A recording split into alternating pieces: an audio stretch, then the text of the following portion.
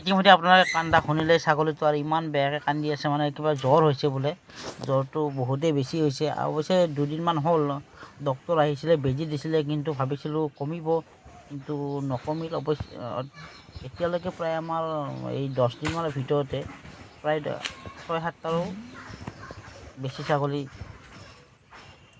মৰিছে। আৰু এইটো একচুৱেলি আৰু দুখ লগা দৃশ্য। এইটো চাওকচোন আপোনাৰ, এইটো মাক লগতে পোৱালিটো চাওক, মানে মাকে যেতিয়ালৈকে একো খাব নাযায় পোৱালিটোৱে নাযায়।